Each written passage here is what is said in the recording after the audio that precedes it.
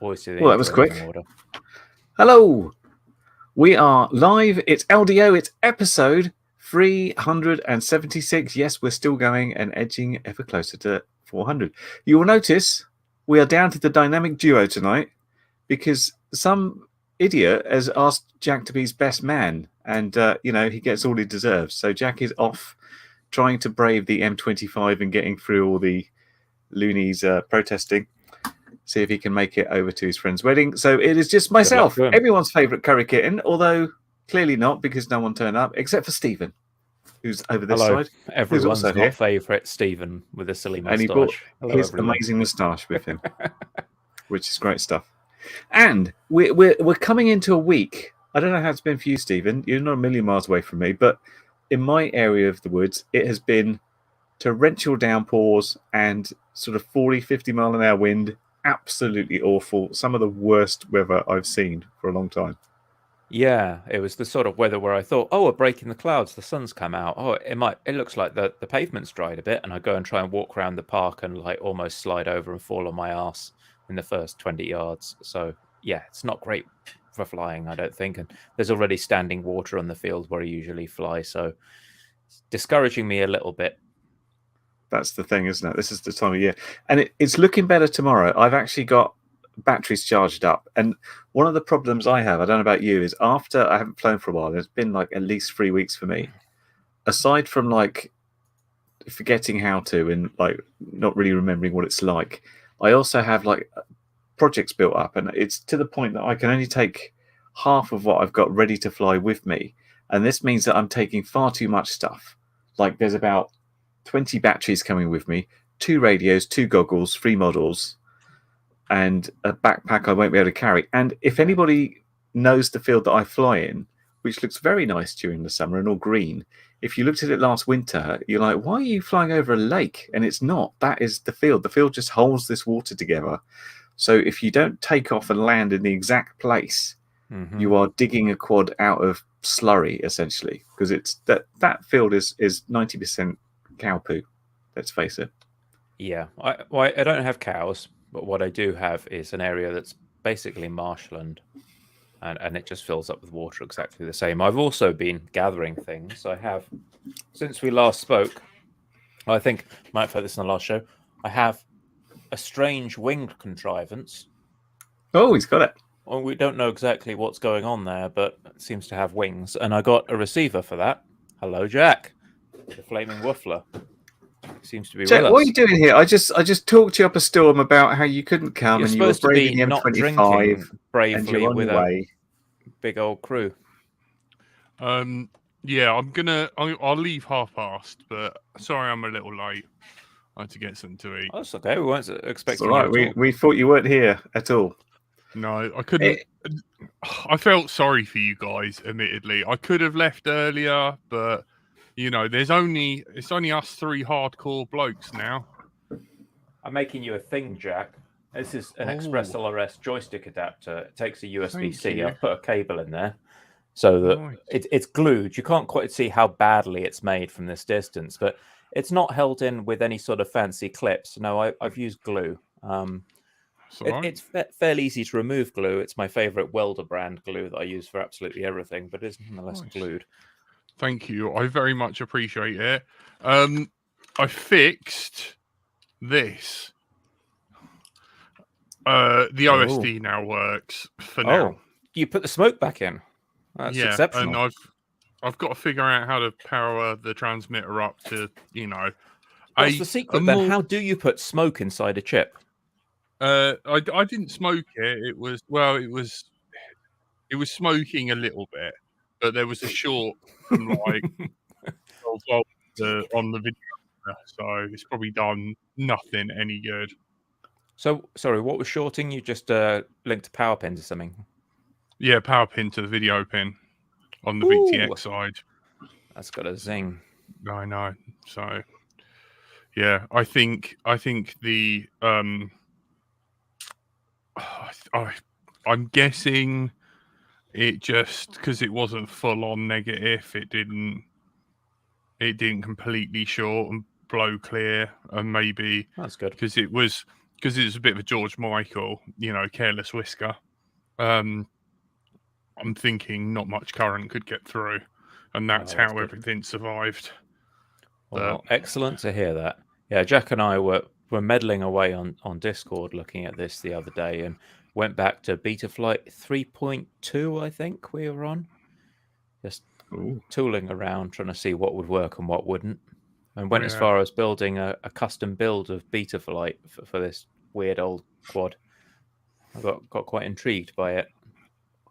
Yeah, it should be quite an experience. I'm hoping that maybe, next year we can sort of like all meet up and, sort of present this to people to fly and, kind of have fun with and just talk about the good old days. I mean, there's no D shot. There's no adaptive filters. There's nothing. You were talking BL Heli S, and I'm talking BL Heli. Yeah, it's got plain ESCs on there. It's going to be really rough because it won't be able to control the motors that fast at all. And this is where I say things like luxury. Back in my day, we didn't have D shot. We just had wet gravel. This is one of the ones I'm flying tomorrow. I decided to see how I'm doing for my 10 years. And this isn't quite 10 years old, the tricopter is. But this is, as I found out, is running Clean Flight 1.9, which is awesome. And is essentially just a bundle of wires stuck in a frame. Blades, Clive. You're lucky. Yeah, zero angle on that camera. This is going to be fun. Is it a proper board camera? Yeah, it's the old PZ old 420. Jeez, man, what I wouldn't give to get one of those, where you have to break off the circuit board to make it small enough to fit. Oh, that was something that came after this. And when I took it off, I opened it up to see what was in there. So I was making a video about this, and essentially it was just bits of glue and wire stuck together, all in this big lump, and I had to like unpeel all this glue to find out what was under it and try and find the OSD. Ooh. It was quite nasty. It's horrendous. Absolutely horrendous. I was half tempted to get one of these NMR 250 frames and just chuck some MyFlight Zing 2 motors on an H7 flight controller and just YOLO it and see what it could do. But it's pointless doing that in a way, because the arms are literally like bits of paper. Yeah, like this is a top plate for Yeah, I suppose you need to hold it back to something like 1806 motors. If you want it bigger than that, it just vibrate itself to pieces. Yeah, the top plate of a Apex is the same thickness as the actual arms. 2 millimeter arms. Wow. Yeah, something like that, and that is a new. That's an Apex, which is like 5. That's thinner than my 3.5-inch quad frame. That 3.5 has got 3 mil arms. It's awful. I mean, this has been beefed up, with the use of the PDB, but it's not even the full. You don't even get a full bottom plate with this version, because the original I suppose that's where the hot glue came in to reduce resonance, right? You had to just caulk it up with hot glue to absorb the vibration. It was we weren't even that advanced then.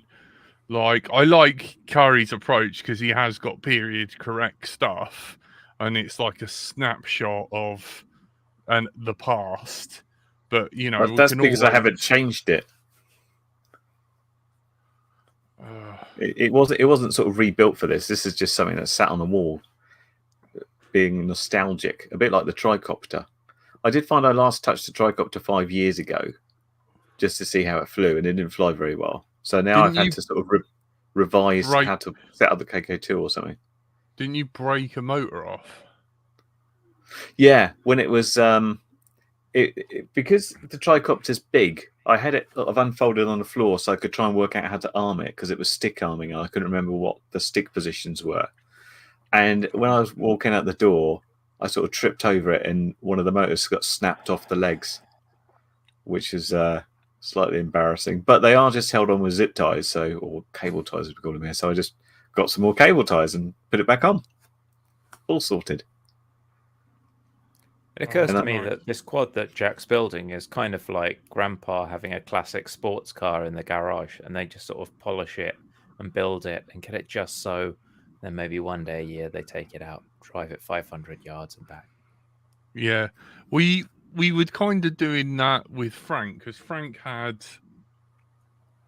before something changed in BL Heli where I can't actually flash these God, what were they like? Emax 12 amp ESCs. I flashed those so they could, like you change the bootloader so you can actually flash BL Heli onto them, but I just couldn't seem to get it to work anymore, which sucked. But that Was that this was using an experience. the old style of flashing where you had to disassemble the ESC and solder all the wires to it and then use that's the proper flashing, isn't it? That's when you knew you were doing something special. I think I've still got that said ESC because, like, I kind of left it thinking, do you know what? One day I'll do that, and I kind of left like what I can only class as like little breadcrumbs for myself, so that when I came back to actually do, make my own ZMR, before the old parts disappeared. But yeah, that was, the old Arduino, and you used to have to flash. I couldn't seem to get it to work.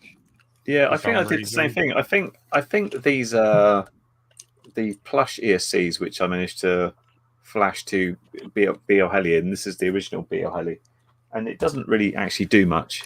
I think it might stop the motors when you go to zero throttle, which isn't very useful because there's no air mode back then. So if you just took your throttle down, it would just fall out of the sky. I've got to say, Jack's attempts to get BL Heli up and running with PWM mode did not inspire confidence, because there was a lot of, is it going to set the correct endpoints? Oh, it doesn't seem to have done that. Oh no, it's spinning.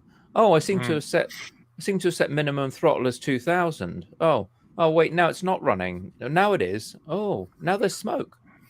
It's just It is like that. There is an old Rotor Right episode where, like they're interviewing Sharpoo, and it's at the, like the, when Schizo won the freestyle, it's that place where they kind of like built like towers out of like little gantries and that. And cut a long story short, we had a bug at one point where if you plugged your quad in to the configurator and you hadn't removed your props, it just went to like full throttle, and that was a thing for a while. But he had that where that happened, and it was just on full power. And the other thing was, like, props back in the day would break, and so luckily, like, you could kind of like they would snap and the thing wouldn't properly take off. But it was that point where blades were now the indestructible blades, so it started up, throttled up, and then they were just trying to kick it, like, they were like killing it like it was like some sort of wild animal trying to kill them. And put a foot on the thing and yoink the plug. Man, Yeah. you couldn't get anywhere near it. Like, it was terrible. Yeah.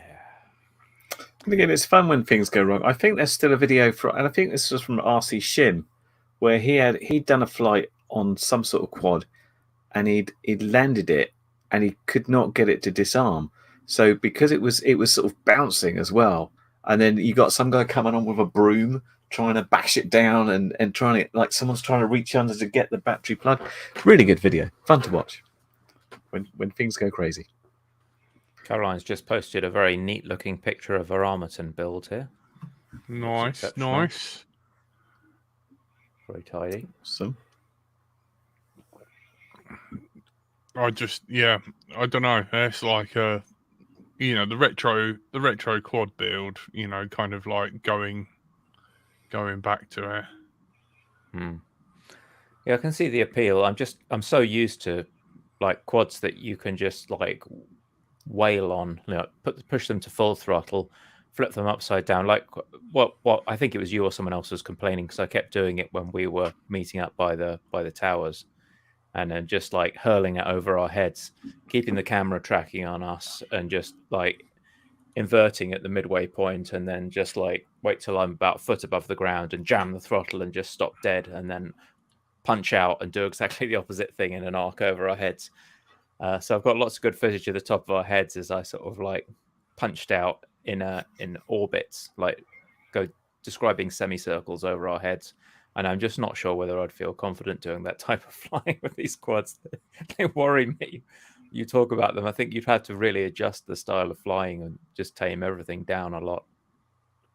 You would. Like that one I've got only runs on 3S, and it's pretty heavy. And so you have to think, if you go into a dive, you have to go full throttle about 3 seconds before you normally would, because there's such like a hang on, thinking about it, coming back up slowly. Oh, just missed the ground, luckily. So all maneuvers were done very high, and the throttle wasn't dropped, because then the props would just stop and you'd fall. It was very different. Yikes. Here you go. I found the video. We'll probably get a wobble copter.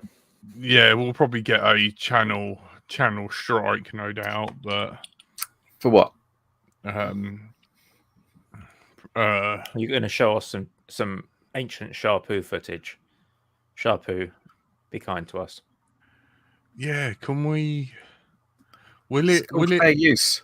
Will it play it? If it's 20 seconds or under, I believe that's fair use. Can you hear it? Yeah, we can hear it. Yeah. Yeah, I know what I'm doing. I'm sharp. so then we plug it into the computer. 2000 to set it to calibration mode. It goes off the ground, and I just remember going like this, and the thing is coming towards me, and I keep hitting it. I was with 2 friends.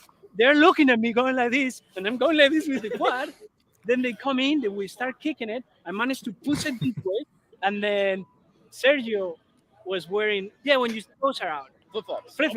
So he's going like this. He wants to step on it. He doesn't want to lose his toes. So then I managed to like literally, it's not stopping moving because I'm using the DAL props V2, so they're not breaking. Seriously, the props are not breaking, and it didn't cut my finger and my leg, and it didn't broke. They kept spinning, so we start kicking it, literally kicking it. We were killing an animal at that point. It was like that back in the day. I mean, you had a like little taste of that with me, being like, like hearing the ESC calibrate and stuff. And when I was setting up my quads, it wouldn't save and reboot. It would just save. So then you had to go to the CLI and then exit the CLI, and it would reboot. So me and Stephen are like trying to change the board orientation, and we're like, what the hell is going on? It's not changing. We change it like 0, 90, 180, 270. It's not making a blind bit of difference. What's going on here? And then you go to the ports chap, and he's like, you're going to like this. And there's only 2 ports. There's no USB VCP. It doesn't exist. It's an F103. It apparently doesn't do it. He was like, why don't you use another UART? I was like, there is no other UART. We are using all UARTs. And like, we're using both of them.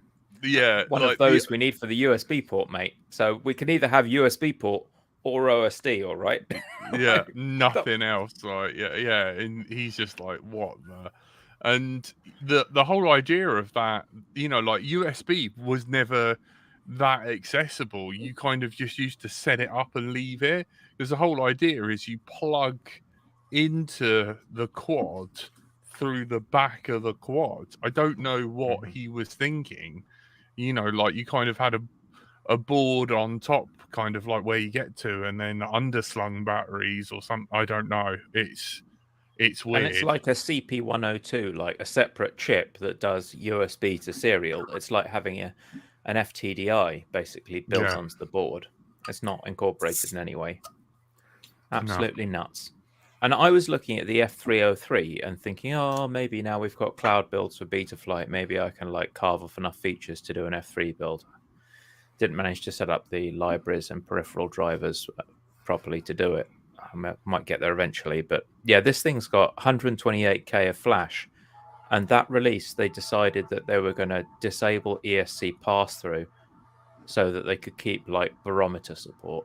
It's like that little memory that it was either be able to read a barometer or do the BL heli pass-through. Like there's just no space on that chip whatsoever.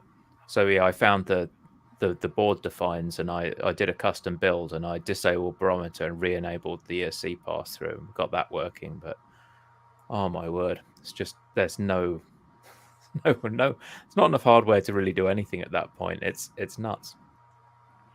It is like that, like I remember when F3 boards come out, and it was just like, they honestly believed that why would you need anything else? You've got enough room. There's so much room for activities. OSD. You look at dynamic filters, and I swear that dynamic filters are just not available for the F. They don't mention it, but no, I'm pretty sure that dynamic filter support was simply never added for F1 because there's not enough storage space and likely not enough resources. Because you're running the gyro at 1K or something. It was like a laughable. No, it was a 2K gyro and a 1K PID loop. It was like really laughable, and we can plug in and find 50%, out. It was like 54% CPU running a 1K PID loop. I think 1K was seen as like super quick. Yeah. Yeah. Like, whoa, calm down. 1K. Yeah, I remember with the F3s, if running you wanted a 1K to run... loop and sending PWM to the ESCs. Oh, great. Sometimes when I open Betaflight, old school, it you get a little twinge downstairs. Well, that's one way of putting it. My PC decides to shut all the windows. NDRC wants to know if there's any way to obtain a blackout. Can we get the blackout H-frame? I tried, but this guy wanted like £100 for it or something ridiculous. So it was cheaper than it was when it came out, because that's what got me into the first sort of mini quads was me and my friend looking at this thing saying we can't afford that, and he started 3D printing them as a reasonable copy, and he for a little while he had a little business printing out these frames and selling kits. They worked all right. It was only when the likes of the ZMR 250 came along that was no longer a thing.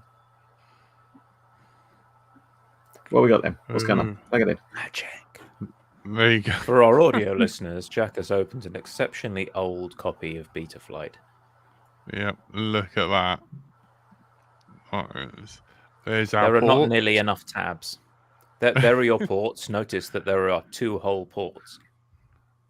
Configuration. One shot luxury. You balls to the show wall off. config.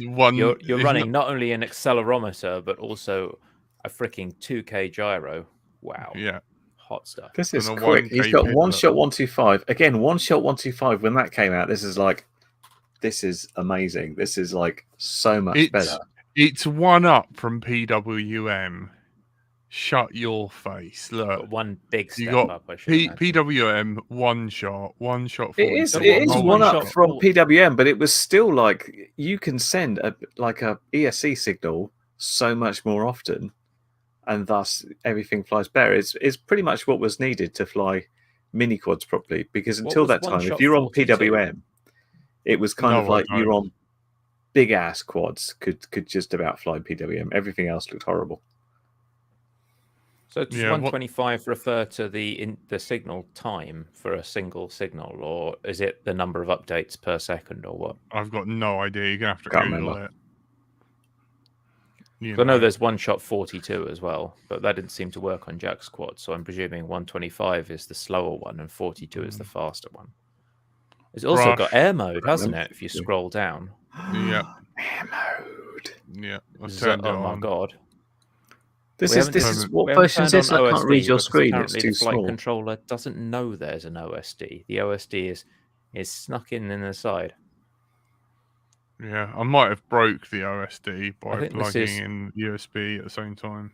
Oh dear. 325 Betaflight Let's see and that. configurator 10.2 or 10.3, I think, one of the two. Lots of can't read the people text still either. like the version 3 something. Was it 3.8 that 3.2 people Well, kept going on about? 3.2.8. I'm saying it's lots of people is going out on a limb really at this point. People who don't want to update like it because they had it working like 3 years ago, but from 3.5 to 4.3, there is an absolute mountain of changes. You have no RPM filtering. You don't really have an optimized dynamic notch on 3.5. Everything is just that the filtering is much faster and much better on newer builds. So I have a certain sort of super skepticism when people say they fly the older stuff because it probably means they just fly the defaults and they didn't get around to tuning it. 3.5.7 for the wing. Oh yeah, that was that's the very latest good one. release. Latest of 3.5. Yeah. If you've got an Yeah. F3, that's what you're on, unless you're running Joe Lucid's like carved up 4.0 build where you can get RPM filter on an F3, but you have to kind of if you want to run RPM filter and other stuff, you might end up having to overclock your F3, and then you have to like put in all sorts of hacks because if you overclock it and plug in USB, it stops the USB working. So you've got to make it overclock only when USB isn't attached. Yeah, and the RC is welcome any time to come back. But Are you waving that at failsafe? Sorry. Yeah, failsafe. Yeah, you flash it back, flash it to this is the Express LRS DIY module that failsafe provided me. But I flash it back a few steps down to 2.8 or something, and then the symbol, the little logo for Express LRS appears on the screen, and that's it. But yeah, the screen no longer displays anything on 3.0.1. That's weird. Did you ask on their Discord and say, yo, what's up? And I updated this to EdgeTX, and there's no Lewis script for Crossfire, weirdly enough. I don't know where the hell to get that. The Lewis script should still work, mate. Yeah, it's the same thing. Crossfire hasn't changed. Should be the same Lua. If you use EdgeTX Buddy, there's a section that builds out your SD card, and it should upload the default Lua scripts. I think it definitely does the sounds. That's what I did. Yeah, so the Lua relates to the version of your module. It doesn't matter what version of EdgeTX or OpenTX. The Lua implementation is the same on them.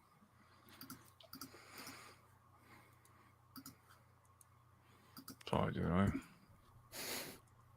Tailspin. A lot of love for 357 going on. Doesn't need science or maths or news. Well, I would still contend it if you're flying this on a quad and everything is spot on, then why would you bother updating it? If it ain't broke, don't try to fix it. But if you like experimenting, or there's a feature that you would like but is on a later version, that's the reason to update. I think if you're on a 5-inch or you're on a really kind of basic whoop, it's probably good. But there were lots of stuff in between those that just flew like pants on 3.5 and flew a lot better once you got to like 4.2 and 4.3. 4.0 was a problematic release. That didn't help that they kind of implemented a bunch of new features, but the features weren't totally smooth and ready for consumer use. They were a little bit rough and ready. And they kind of settled down in 4.1 and then 4.2 a bit better. And 4.3 is honestly like just idiot mode, really. You can you've got presets. You like connect to configurator and say, oh yeah, I've got Crossfire. There's a Crossfire preset. Oh yeah, I've got like an immersion RC something video transmitter. There's a preset for that, and blah blah blah. Yeah. As we were saying the other day, I think it could still be improved. Stuff like we were talking about VTX tables, weren't we? And like, why doesn't the protocol saying, hello, you're a VTX, what can you do? And sort of it tells it and it populates the table so you don't get cock-ups in the table and getting things stuck in pit mode because it thinks you're running Smart Audio 2 instead of 2.1, stuff like that. That's happened to a couple of people. She's getting stuck in pit mode because they're on the wrong settings, so they're putting the wrong things in the tables. Those Rush Tiny Tank things, they always wanted to just be on pit mode for some reason. It's like some setting, if you left them unplugged for too long, they just went back to the la la la, I can't hear you, I'm in race mode for some reason. Yeah, I speak from my own experience getting stuck there. And that's kind of because Rush FPV can't quite work out what version of Smart Audio they should be using. They're saying it's 2.1 and Betafly's saying it's 2. So you go putting the DBM values in, and it's like, I don't know what this is, I'm going to pit mode. When all you need is 1, 2, 3, 4. Yeah, too much like hard work. Yeah, but I really haven't played with 4.3 much, and I do find it's kind of feature overload, and I don't understand the preset stuff when I looked at it, because it's like, here's a preset, this is an official one, this is from some man who you don't know, but he says he's using the same stuff as you. You should try this. It's like, oh, I don't know.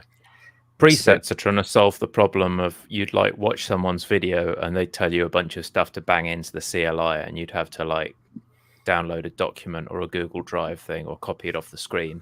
They solve that problem of like, here's the 5 commands you need to type in a row, instead of trying to get them from somewhere and paste them in. It just provides a bank of curated ones that people have sanity checked. I think so, but it's kind of like in the olden days, whenever somebody used to see a video and it used to be good, you'd like see all these comments saying, what are your PIDs? And it's kind of like, yeah, these are my PIDs on this quad, on all this equipment for me. You can put it on your quad, but then you might just crash it into the ground, or it might not work so well for you. It might shake around like an old jittery grandma. But yeah, I don't know. I haven't looked properly at Betafly. I'm very much the person you hate, Steve, and I'm like, I've put it on defaults. It seems to fly okay. I'm not looking any further than that because everything confuses me now. I don't understand what all the filters do. I understand rates and I understand the basis of like the PIDs, and that's about it. But it's like you just don't mess with the basics anymore. It's like sliders, presets, filtering. It's too confusing. So the presets are there for all the rates and all the filtering and stuff. So you want to fly with like Superfly's presets or Crunk's presets. You want to fly with Farouk's rates, then you can just click and beep, beep, beep. It is weird. I really did struggle with it because like I was, there was all these like videos that you would tune in to Bardwell, and he'd be like, turn this filter on, turn this filter off. Do the motors get hot? And I'm like, I don't even know where to find those filters. It's like, type in this CLI command that's not documented anywhere. It's just like, oh God, no. Screw that. Yeah. Yeah. I was just like, I'm out. I don't want to know. Yeah. And that's why you went to KISS and stayed there. Yeah, basically, because it just got too complicated. I guess I'm just mathsy enough that I kind of get that stuff, and for me it just clicks. It's the way my little brain works.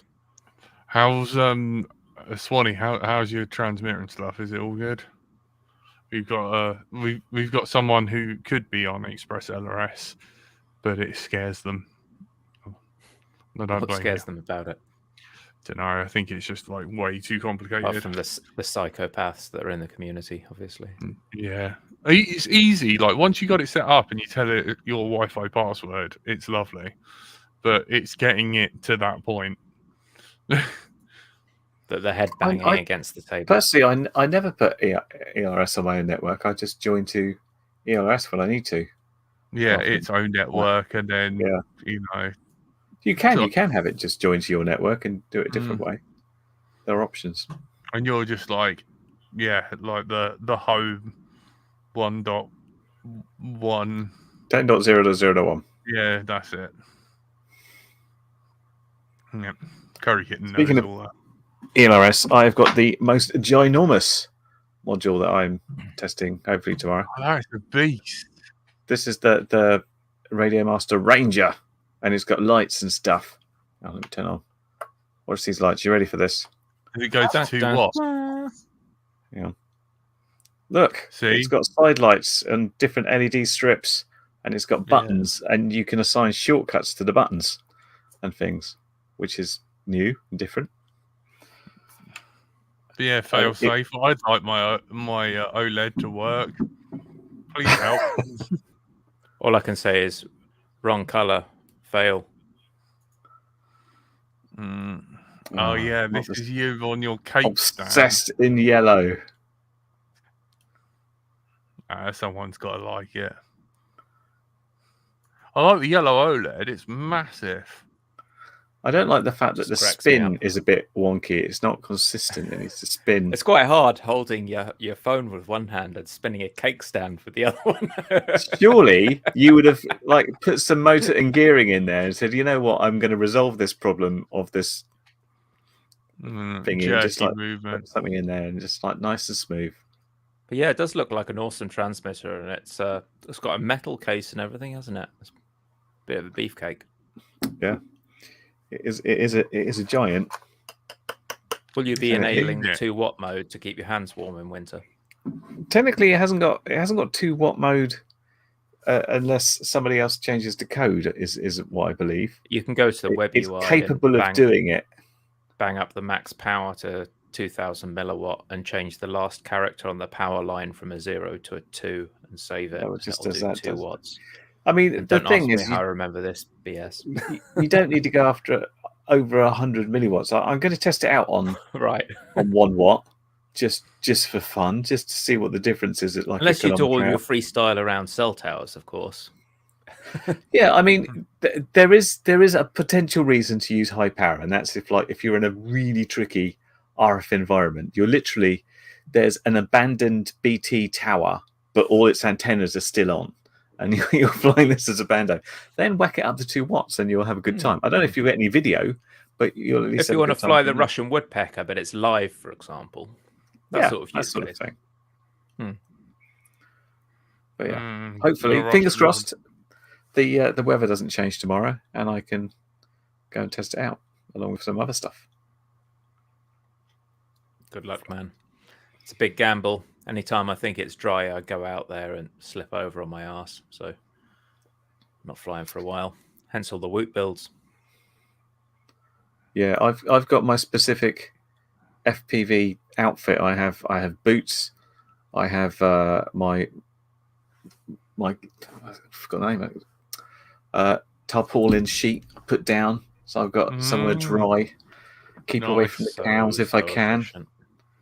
And I know the caravan site there is closed at the moment, so I might be able to go in there, and then the cows can't get me.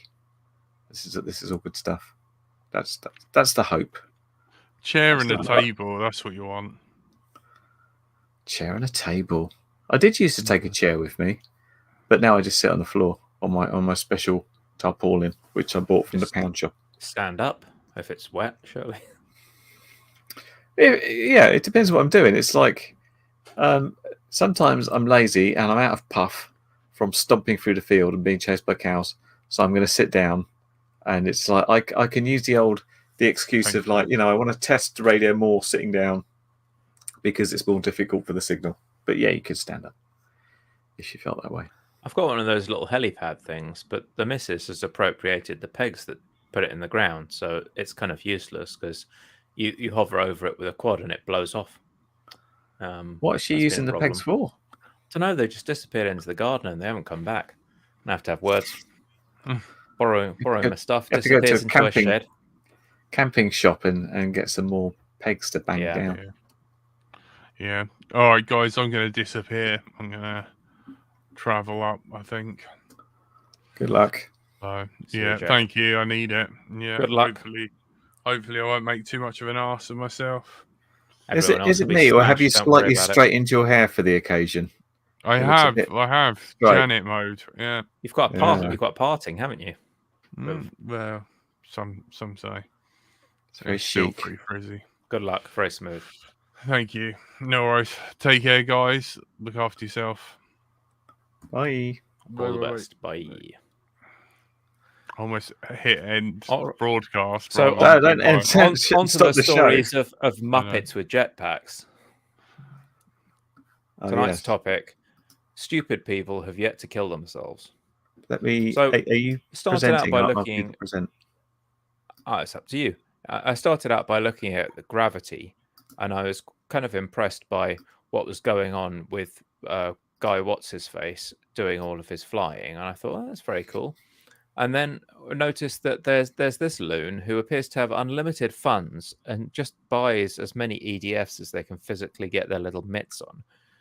And let's see, because he started off. We both found this at the same time and reported it to each other. He started off with these huge EDFs, and these are significant amounts of money. And then he just decided not to use them. Yeah, and every time he plugged it in, he's like, "Oh, smoke's coming out. Stop it a sec." And then he didn't change anything. And then look, you see the smoke now. And then he would go back, put it out with a fire extinguisher, go, "Oh, that's bad. Let's try it again," without changing anything, expecting a different outcome. And so he had massive fires from the lipos, from the ESCs, and these things, these are serious money, aren't they? So the props inside each of these EDFs for our audio listeners, you're probably looking at a sort of an 8 or 9 inch prop inside these EDFs. And he's wired it up with some not too generous cable. So he's probably just simply burning out his solder joints on that cable. And just isn't really thinking about it. So luckily he decided to have the sort of sensible strategy of going with lots of smaller jets instead of two giant ones. He did actually get to the point where he was trying this out. And what he attempted to do is just rev it up a bit and try jumping, and then would fall over because it was literally just too much to try and hold on to. So he hurt himself. And then he eventually decided, I think he actually properly damaged one of these things. That he had a fire, and some of the outer shell was damaged and some of the blades were damaged. The ESCs and batteries got buggered up. And so, he bought a whole bunch of smaller EDFs. Still not what you'd call a small EDF, though, is it? But he sort of figured he wouldn't blow up so much because he was distributing the power. Maybe a sort of 4 or 5 inch EDF, but something like that. Oh, hang on, we're on the advertising section. There we go. Scroll through all that bombardance. Yeah, so interesting, very interesting, but just that there's not a great deal of planning. And here you were calling out his safety precautions, which were a bloke on the other end of this rope. Yeah, what's hilarious about this is that there is a bloke holding a rope, but there's no pulley system, and the bloke's not particularly strong. And here's a guy with heavy loads of EDFs. Yeah, so whenever I was trying to watch it, whenever he sort of loses balance, the guy on the rope just well, that hurt my hands, and he just falls over anyway, essentially. So it's pretty useless. And he took a long time trying to work out his torque and having a whole bunch of problems and basically making it worse. He eventually got it so he could do what is essentially a small flight. If we go all the way to the look bottom. at the EDFs. He's got 8 on each hand and a bank on his back that looks like a dozen of them.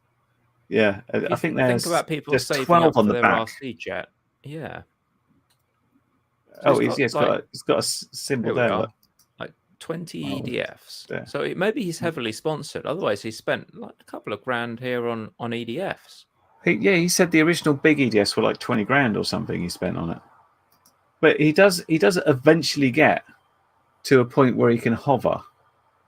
It's not particularly steady, and he's scared to do anything too much with it. But it's I suppose it's impressive. It's just the fact he didn't really He's have good at 3D modeling. much of a plan, essentially. He's got the 3D modeling down pat, but it seems everything like the engineering that isn't 3D modeling just isn't really working out for him. He's able to draw things and make them look quite pretty, but yeah, I was what surprised I worried about with Land Speeder as well, that it looks smart, but actually the wiring and the safety precautions are kind of non-existent, and they just rely on not flying too high. So if you watched it all the way through, you would have seen a bit where something goes wrong, and he's trying to get the EDF off because it's just going full. There was no shut off switch. It's just like, let's set it to half throttle and see what happens, rather than having something on a trigger that he could let go and a safety switch. So yeah, the safety thing's not really thought through that well. I think that's his problem. But he's still alive. He's still going. Yeah. And I kind of think like quite jealous he's got all this money, but it's just a shame he hasn't really planned on using it sensibly. It's just kind of, put my life on the line, build this thing, but not really. I mean, they let him fly it in public. It's just... I don't know if he necessarily asked. And I'm not convinced he meant to do the spinny landing thing either. I think he's slightly out of control descending, really. I do like the mask, though. That's quite cool. But I suppose we'll see what happens to it. Yeah, Stephen, you said you'd been following this guy for a while. I hadn't come across him till I noticed he's this been video. on my subscription feed for a while, and he's done these kind of what people were terming hoverboards, where you just have a giant multi-rotor and you try and stand in the middle of it and not lose a foot.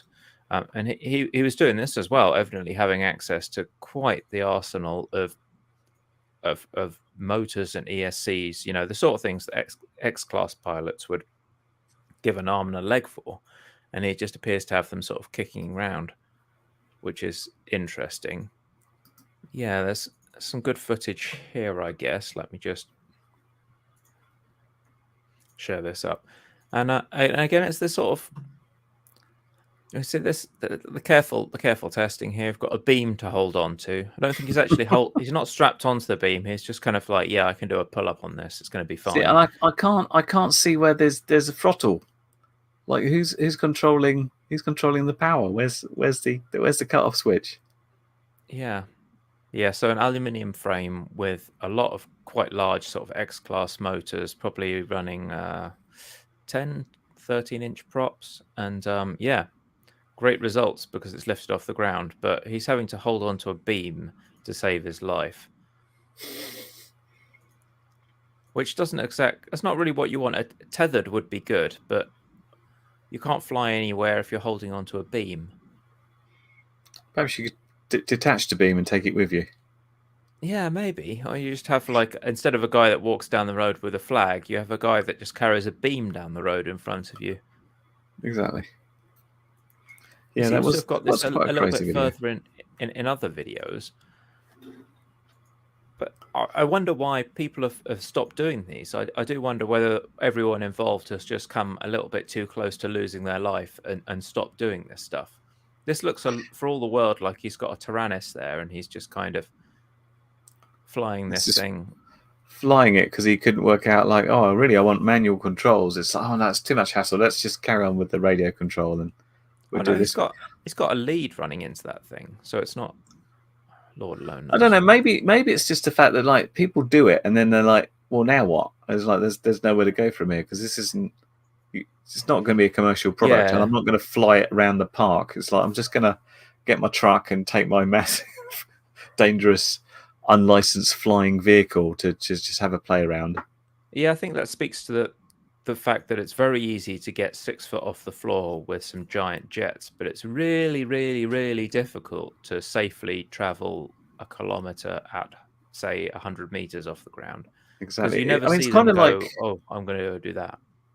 It's kind of like the guy that built that coaxial helicopter. He's still very much in hover mode, a couple of feet off the ground.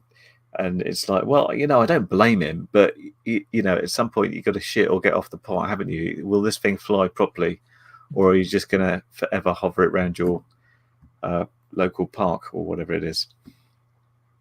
Getting in and out of ground effect must be really tricky with these big vehicles as well, because you go from to get to the predictable aerodynamics, you have to go through the really rough aerodynamics of being stuck in ground effect with getting lots of air bouncing off all the uneven surfaces and not giving you a nice consistent thrust profile.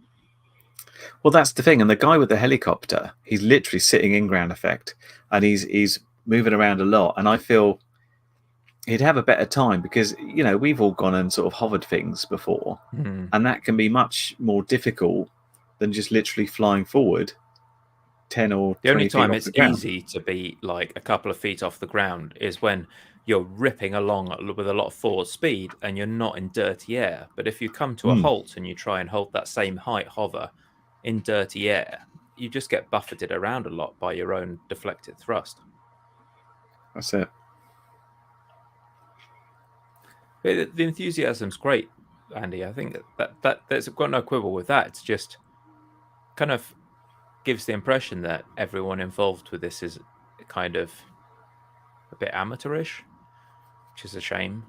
Because I honestly think if some hobbyists, people who've built big X-class quads or built even 9 or 10-inch stuff and who've got good flight profiles out of them, like I think it was Numbskull who was building some giant quads recently. If people like that were to apply the same engineering skills to something like this, then they may not really want to put their lives on the line, but I think they do a much better job producing something that was flyable. Whereas it seems there's some YouTubers with a lot of money, or maybe the occasional engineer who just thinks, I'll go have a go. And he did have great engineering skills, but there was no prior experience from flying anything else that was being translated into that. Well, I suppose you never know. Sometimes this sort of like the amateurism of it puts it on kind of its jeopardy, and that's kind of what you need in exciting videos. Like, will I succeed or will I die? Because if you just set out to build something and like, I'm going to do this, this, and this, sorted, and then you build perhaps that's not exciting because you haven't got the jeopardy of like, will it work? Look, it's on fire. Isn't that exciting? I'm still going to ride it. Sort of thing. Colin Firth is an example who manages like both jeopardy and like half decent engineering, I feel. So it can be done. True. Yeah, he doesn't make it look easy, but he's.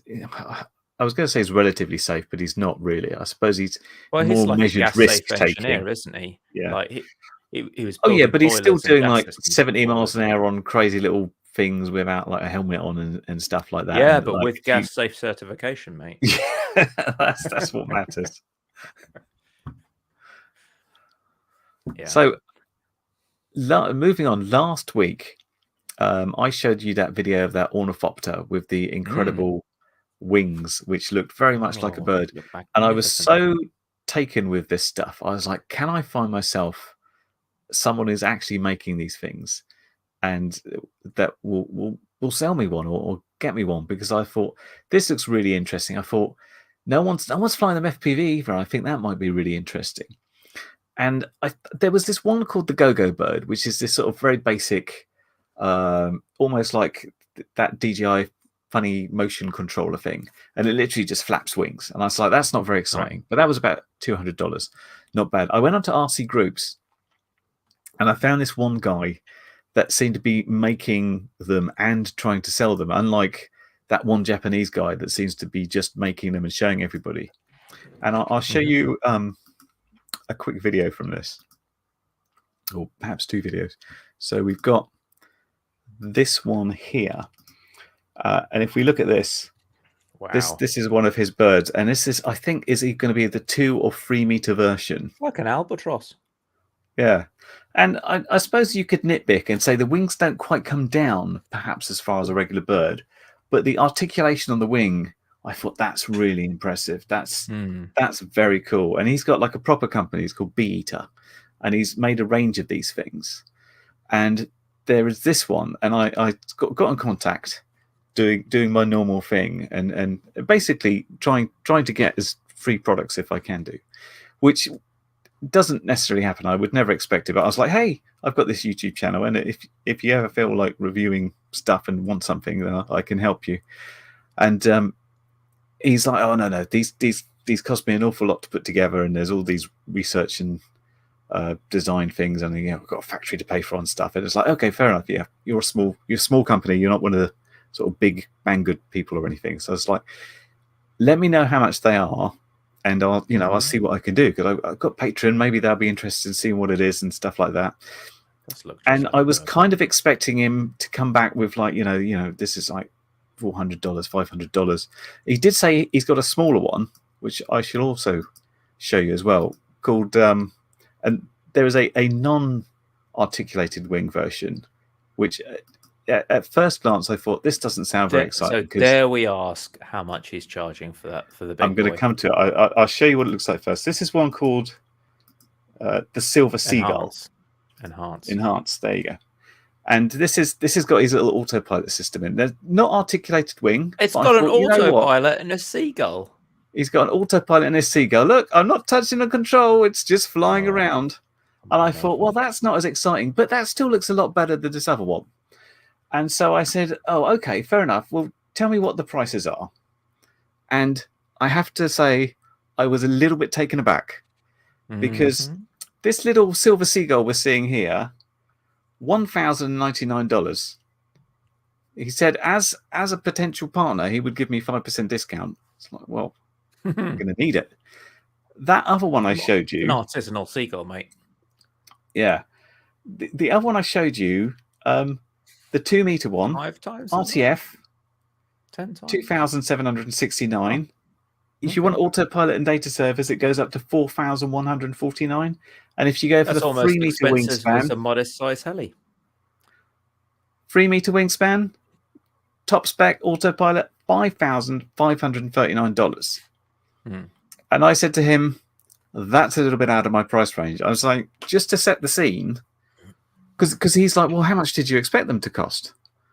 And I was like, well, let me tell you, modelers, they're quite price driven, and most people, when they're looking for a new plane or a new quad, they're looking at $200 to $300. If they're digital, perhaps a bit more, but $200 to $300 is what you get with a recently quad. You'd go at like $500 more higher spec. And he told me that just to send it, FedEx would be $200 to $300. I was like, okay, that's insane. I don't think anybody outside of the pure enthusiast market will take it. I got a plane from China, plane included, for £100. I know the shipping. I suppose it's Japan. They don't have the volume, but no, this is China. This is a Chinese guy. That tell you what, this does recommend me. If you say no one spends that amount on a plane or a quad, right? And there we have left out one crucial group of hobbyists, Curry. One crucial group that I have been chatting to this week, which is heli pilots. And apparently heli pilots will spend $3,000 on a machine that breaks and eats itself as soon as it touches the ground with a slight bump. So you make a good point here. So we're talking about the sort of 700, 800 size helis? Big 700 size. Maybe $3,000 a pop, fully loaded. So $3,000. Does it cost $200 to $300 in shipping? I don't know. Never tried to ship one. There's a lot of metal in it, though. But, so the sad conclusion of this tale, before we segue into helis again, is I'm not able to get one of these because I can't afford it. And we've chatted back and forth about Does he do a economics. Even if he did, I feel the shipping might be more expensive. Once I get through all my other projects, I'm going to look at building it myself, because that's how stubborn I am. I was like, I can't pay for that, but I print it and try and make it myself. Because with all due respect to James Brunton, who is a really good engineer and tried to do an ornithopter, he's really good at robots and stuff, but I've never seen him fly anything else. So maybe I'm coming with a slightly more expertise in flying, even if I'm like a caveman when it comes to knocking stuff together. That's something. I saw his ornithopter. It did remind me of a pigeon having a seizure. Yeah, so I feel describe its elegant flight. I feel there's stuff you can do there. I feel if you had some sort of sensors, so you know where each wing is, that you could do a bit more with it, and you could certainly do some joints in there. Because whenever you're just doing this flapping, it's a little bit. Yeah. It seems a little bit out of control. There seems more to do. Exactly. But you need we'll see. independent wings so that you can control the roll with the wings. That's what you need. Yeah, and it seems not too hard to change the up flap and the down flap, because they just literally do this. Whereas it seems quite easy to joint the wings. So when they come up, like when a bird strikes upwards, he's They not fold. keeping his wings flat. He keeps them in, so he doesn't resist all that wind and spoil his lift. And they also, So, the upstroke and downstroke are not the same amount of time. There's like a quick upstroke and like when you're swimming, a kind of slow push down and then quick up. And whereas I think a lot of them are just kind of just like that. Yeah, it's not exactly really sophisticated in terms of the motion. It'd be But interesting. you had a good segue here into helicopters, because I know you were talking about rotor flight a little bit. I was fascinated by this, despite the fact that I've never really flown a heli other than one, which I think I won at a conference, which is IR controlled and absolutely bobbins, basically the Christmas cracker toy version of helicopters. I was fascinated that a group had taken beta flight and they turned it into rotor flight by rewriting the PID controller and having all this tail assist stuff that would enable the tail to do your yaw. I thought that was pretty awesome. And someone popped up in chat and said, I want to run OSD. How do I do that? And I said, well, what? Oh, yeah, we're in beta flight forums. You run OSD by enabling the OSD. And they said, no. I'm running rotor flight and I want to enable OSD. I need MSP OSD for my walk snail enabled helicopter. And this caught me on the back foot, and I thought, well, that is unusual. That's not something you hear about every day. And I said, well, why can't you just enable a feature? And he's like, well, I enable a feature, it just doesn't turn on.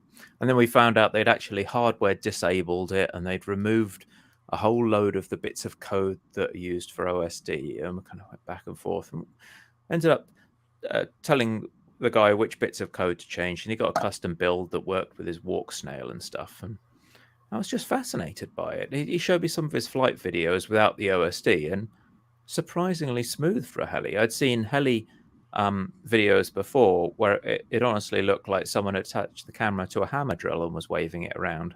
And this thing was pretty good. It was surprisingly good.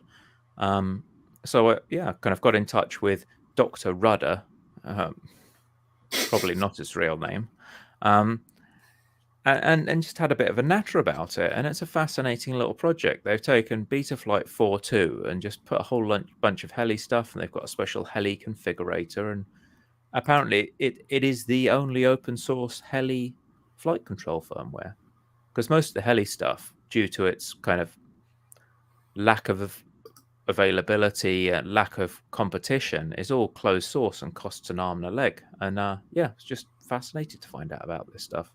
It seems cheap, and you can take some little Whoop AIOs and put them in smaller helis, and bigger helis you can put like F7 flight controllers and your Beal Heli 32 ESCs and all that. It's just an interesting project. Yeah, sounds it. I quite like the idea of GPS hold as well, if they get around to that. When I kind of need the panic button to say, uh-oh, it's gone wrong. Click. Yeah. Fortunately, I'm out of trouble. GPS again. and barrow hold as well, because barometer is a lot more specific. It drifts a little bit over time, but you want to lock in a height with a heli, and a barometer hold will just lock it in there. So yeah, very interesting little project.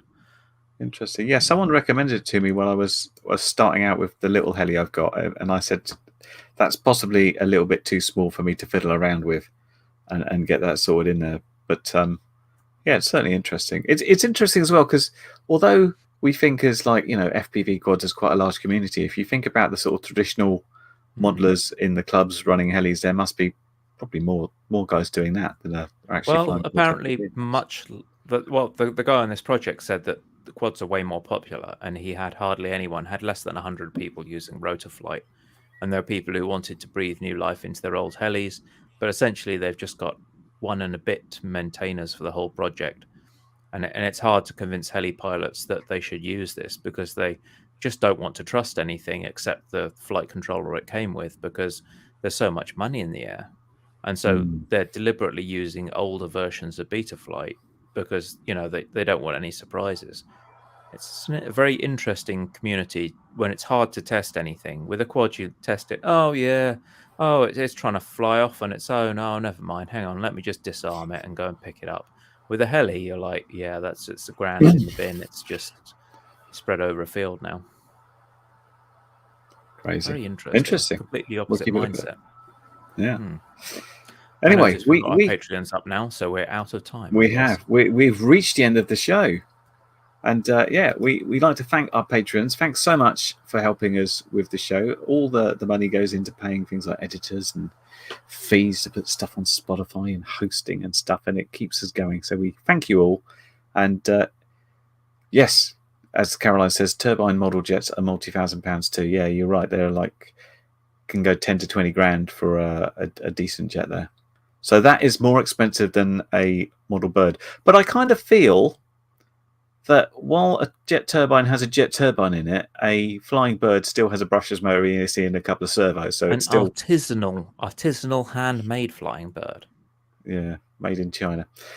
Yes. Anyway, we'll wrap it up there. Thanks to all of you guys.